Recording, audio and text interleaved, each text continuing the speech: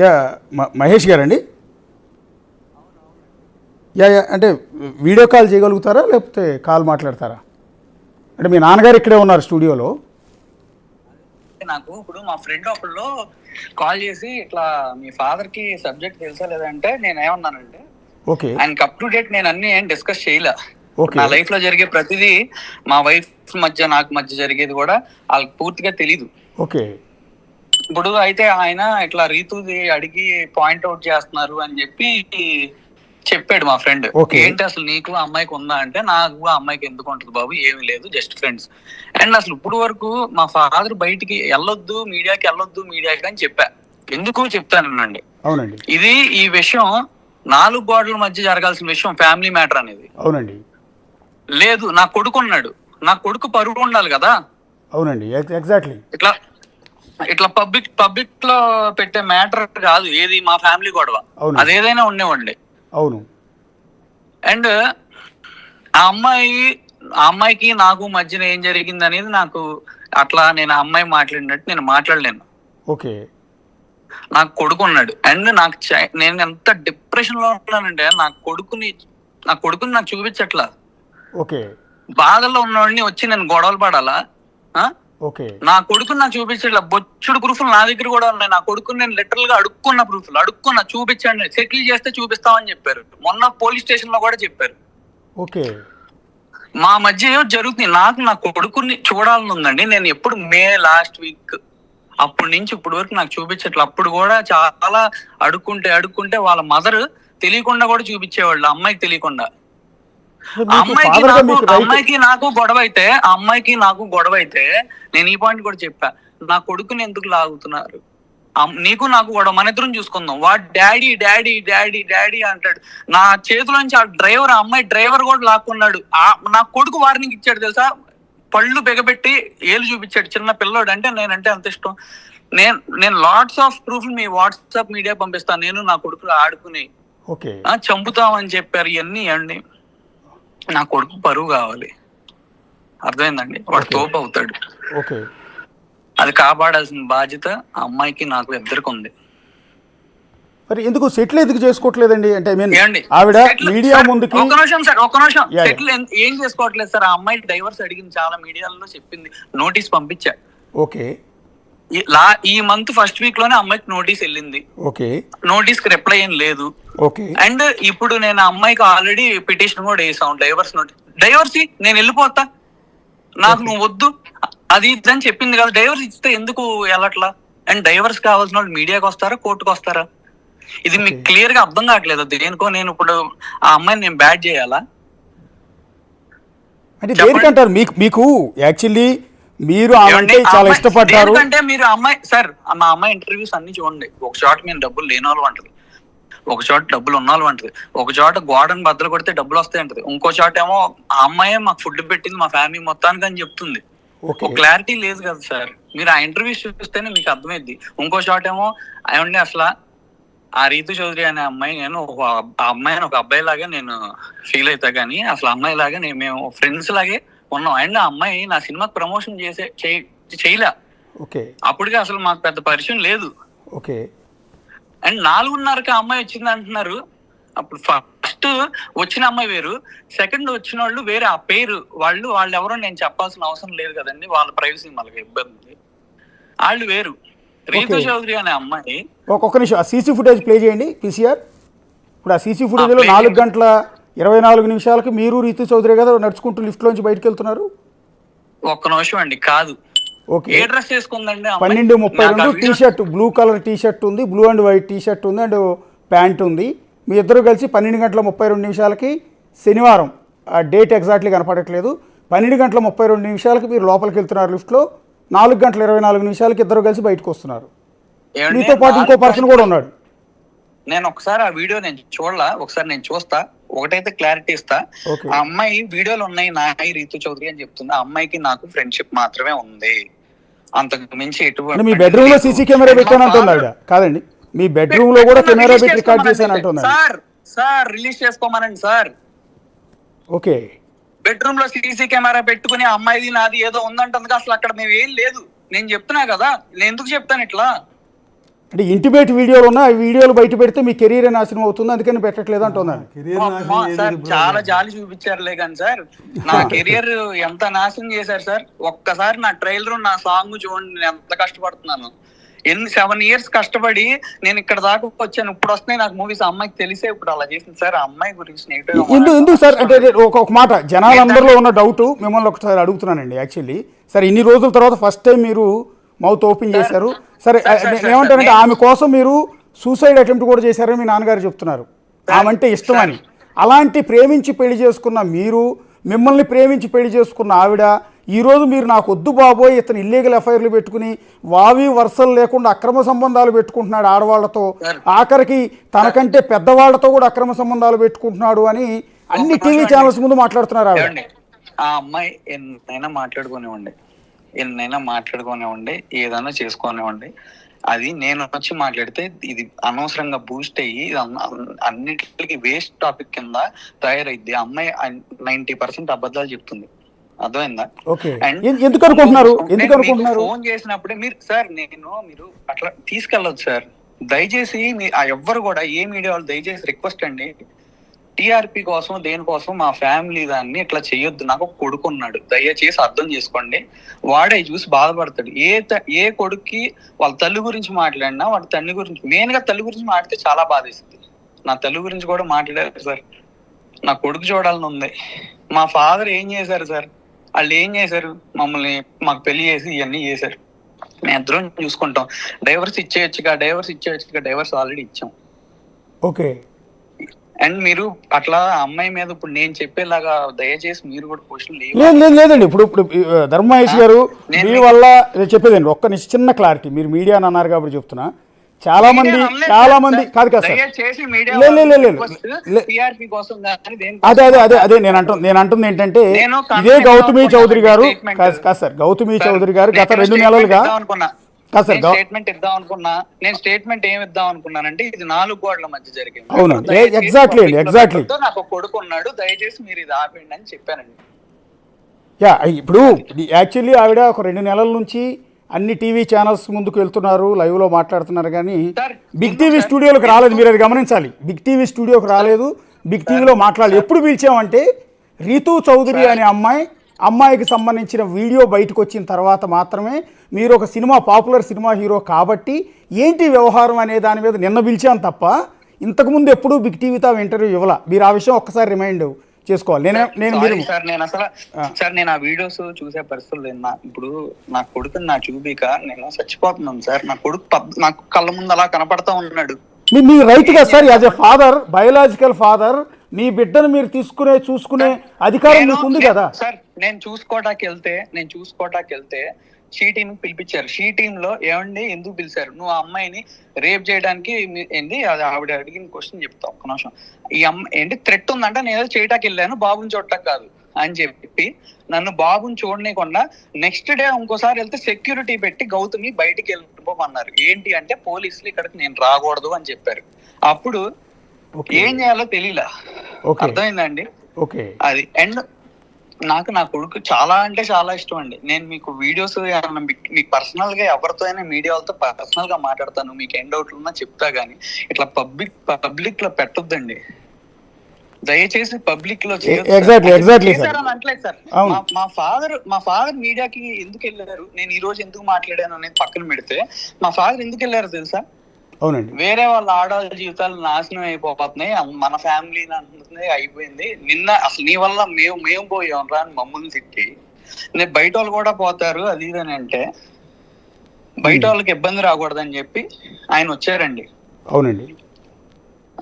అంతకు మించి ఏమీ లేదు. అండ్ ఆ రీతు చౌదరి అనే అమ్మాయికి నాకు ఏం లేదు, మేము జస్ట్ ఫ్రెండ్స్ మాత్రమే. రీతు చౌదరి ఇంకొక వీడియో ఇన్స్టాగ్రామ్ లో బయట చూసానండి. మీకు రీతు చౌదరి మీకు రాఖీ కడుతోంది, రాఖీ కట్టి మీ బ్లెస్సింగ్ తీసుకుంటోంది.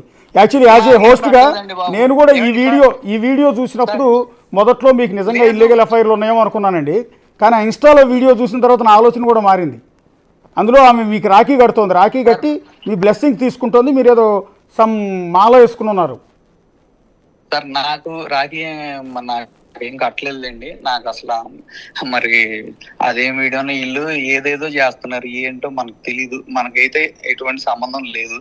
అండ్ అనవసరంగా వేరే వాళ్ళ జీవితాలు నాశనం చేయటం కరెక్ట్ కాదు. ఆ నాకు ఒకరు తెలిసిన వాళ్ళు చెప్పారు, వాళ్ళ మదర్ చాలా బాధపడుతున్నారు అది ఇదని. మరి ఈ టాపిక్ అనవసరంగా రావటమే కానీ ఎటువంటి సంబంధం లేదు. అదేంటి మ్యాటర్. ఇప్పుడు ఫైనల్ గా ఏం చెప్పాలనుకుంటారు సార్? అంటే మీ మీద ఇప్పుడు జనాలందరి దృష్టిలో కాదు సార్, ఒక్క నిమిషం జనాలందరి దృష్టిలో మీరు ఒక విలన్ అయిపోయారు. ఒక విధంగా చెప్పాలి అంటే మీరు ఒక ఉమనైజర్ లాగా చిత్రీకరించబడ్డారు ఆవిడ చెప్పిన మాటలను బట్టి. మీకు కాంటాక్ట్స్ లేని అమ్మాయిలు లేరు, ప్రతిరోజు అమ్మాయిలు ఇంటికి రాకపోతే మీరు అసలు ఊరుకునేది లేదు, ఎంతోమందితో ఇల్లీగల్ ఎఫ్ఐఆర్లు ఉన్నట్టు. రెండోది, ఆవిడ ఇంకొక అలిగేషన్ ఏంటంటే మీ నుంచి ఆవిడకి ప్రాణహాని ఉంది అని. సో ఏం చెప్పాలి, జనాలందరికీ ఏం చెప్పాలనుకుంటున్నారు? నా నుంచి ఎటువంటి ప్రాణహాని అనుకుంటున్నారు లేదు. ఆ అమ్మాయే ఆ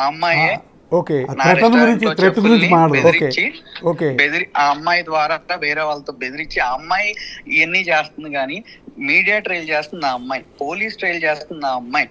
నేనేం చేశాను?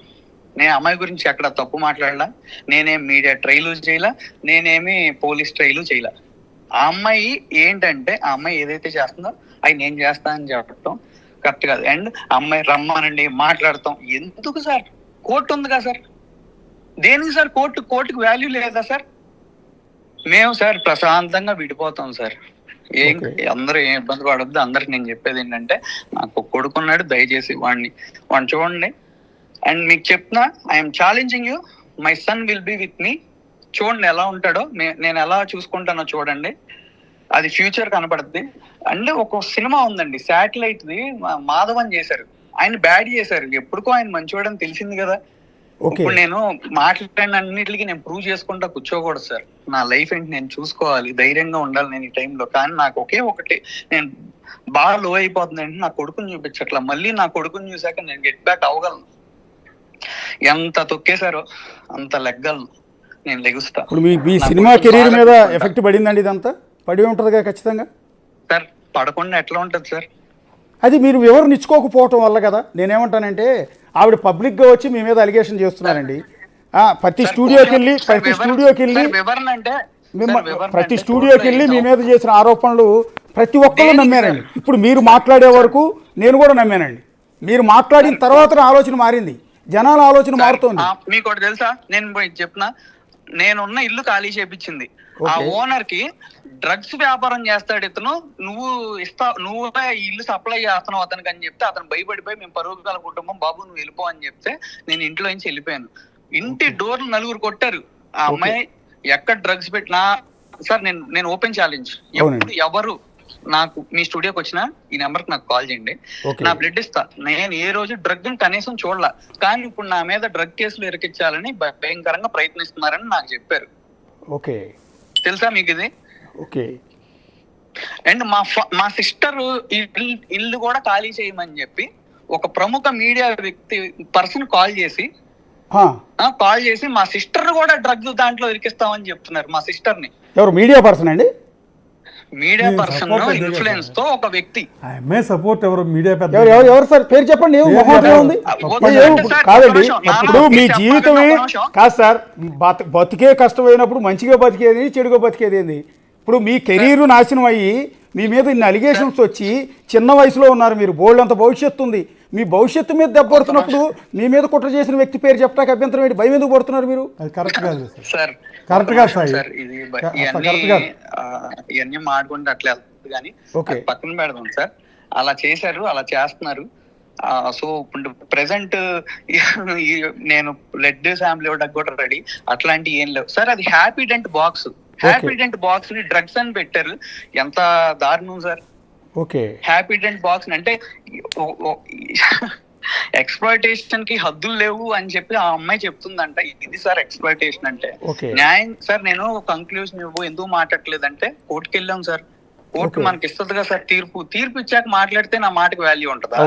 తీర్పు రాకుండా నేను మాట్లాడితే వాల్యూ ఉంటుందా? అంటే నాకు ఇది తీర్పు వచ్చాక కూడా నేను జస్ట్ ఒక స్టేట్మెంట్ ఇస్తాను. నేను ఈ టాపిక్ గురించి అసలు నేను ఎక్కడ మాట్లాడదలుచుకోలేదు. అంటే సార్, మీకు మహేష్ గారు మీరు నాకంటే చిన్నోళ్ళు కాబట్టి కొంత లీనియస్ తీసుకుని ఒక మాట చెప్తున్నాను. బేసిక్గా సొసైటీ ఎలా ఉంటుందంటే అండి, నిజం చెప్పులు వేసుకుని గడప దాటే లోపు అబద్ధం ఊరంతా తిరిగి వస్తుందండి. ఇప్పుడు మీ విషయంలో జరిగింది అదే.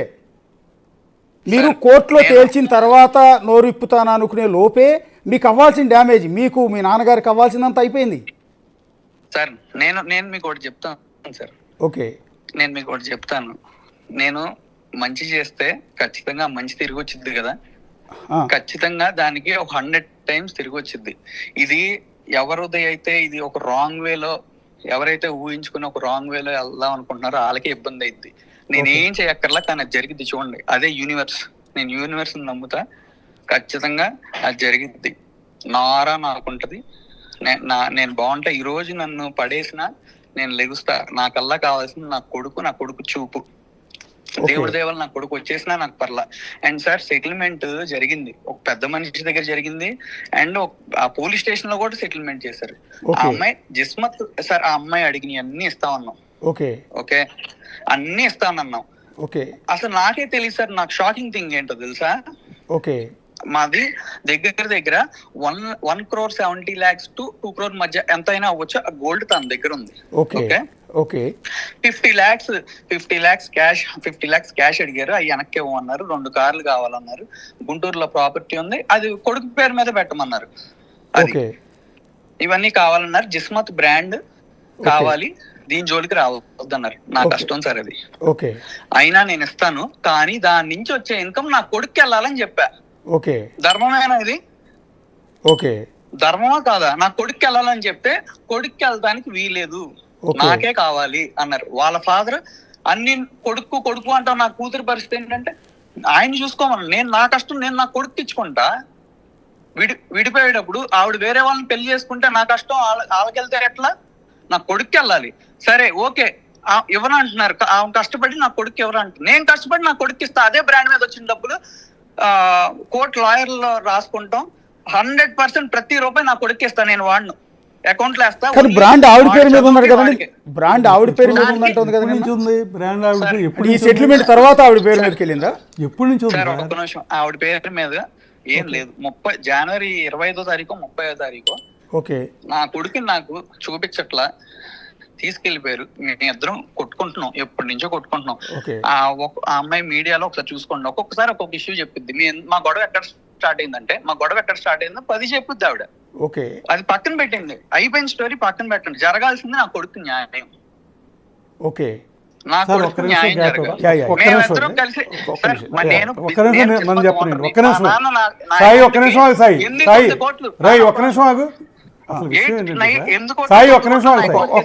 మీ నాన్నగారు ఏదో మీకు చెప్తున్నారండి. ఒక్క నిమిషం ఆగండి సార్. ఇప్పుడు ఇందాక ఆ పాప, మేము మొగుడు పేళాలు ఇద్దరం సెటిల్ అయిపోయాము, కానీ ఎవరో దీన్ని చెడగొట్టారు అంది. చెడగొట్టింది ఆమె. ఎలా అంటే, నువ్వు ఈ అమ్మాయి మీద ఎలిగేట్ చేసిందో ఏం చేసిందో, నువ్వు సంపాదించేది మా కోసమే అంటున్నావు కదా, నా బిడ్డకే నాకే కదా అయినప్పుడు జిస్మత్తు అయ్యి నాకు రాసే అన్నాను. ఎమోషనల్గా ఏంటంటే అక్కడ జరిగింది, నువ్వు ఎట్లాగూ మాదే కదా, మాకే కదా పెడతానంటున్నావు, నువ్వు ఎవరికి పెట్టకుండా ఉండాలంటే, దాని మీద రిటర్న్స్ ఎవరికి పెట్టకుండా ఉండాలంటే నాకు నా బిడ్డకి రాసేయమంది.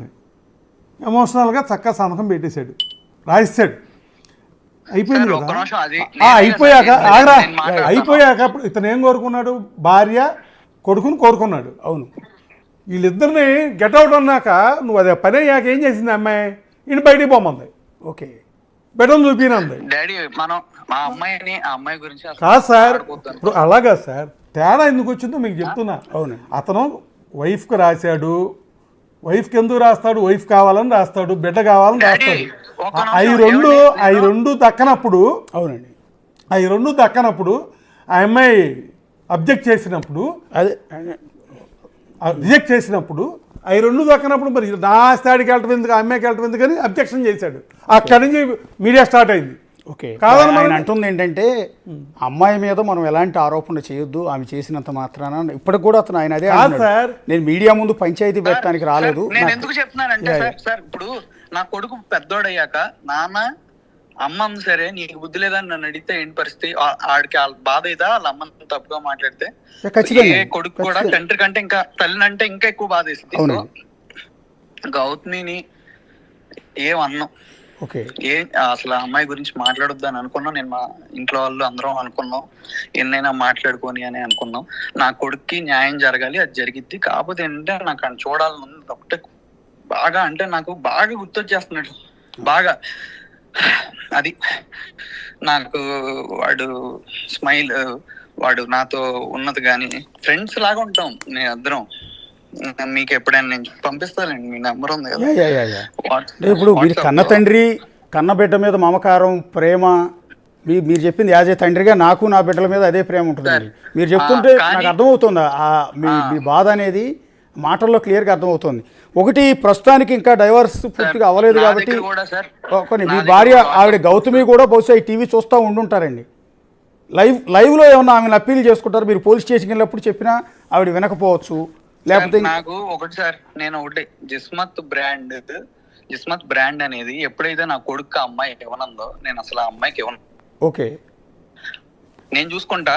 ప్రతి రూపాయి నేను తీసుకున్న బ్రాండ్ మీద వచ్చే ప్రతి రూపాయి నా కొడుక్కి ఇస్తా. మొన్నటి వరకు ఏదంటే అది పడ్డా. వాళ్ళ ఫాదర్ 10 కోట్లు కట్టమంటున్నారు.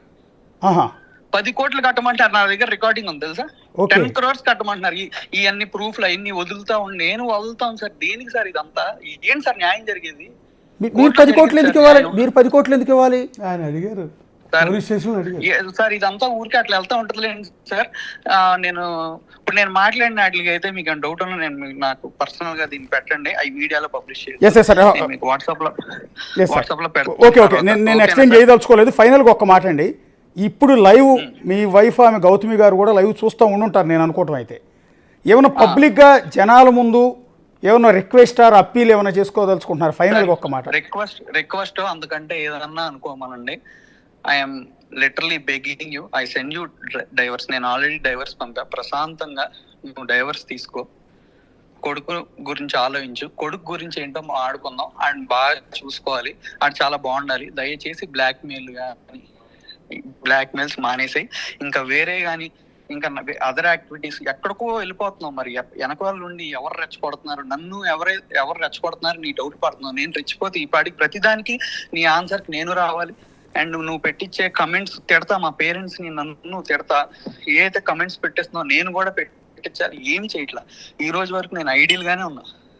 అంటే దుర్గం చెరువు దగ్గర ఉన్న ఒక రాజుగారు, భీమవరం రాజుగారు మీ వెనకుండి నడిపిస్తున్నారు అనేది ఎక్కడో ఒక చోట విన్నానండి. ఒక్క నిమిషం సార్, ఆ రాజుగారు ఒక్క నిమిషం, ఆ రాజుగారు ఏమన్నారు తెలుసా?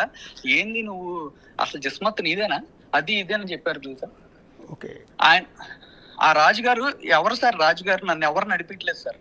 నన్ను ఎవరు నడిపిట్లా. కొడుకు గురించి ఆలోచించుకో, అదొక్కటే గుర్తుపెట్టుకో. కొడుకు అంటే నేను ఆల్రెడీ అదే ఆలోచిస్తున్నా. ఆలోచించి ఇక్కడ దాకా నేను సైలెంట్ గానే ఉన్నానని చెప్పా.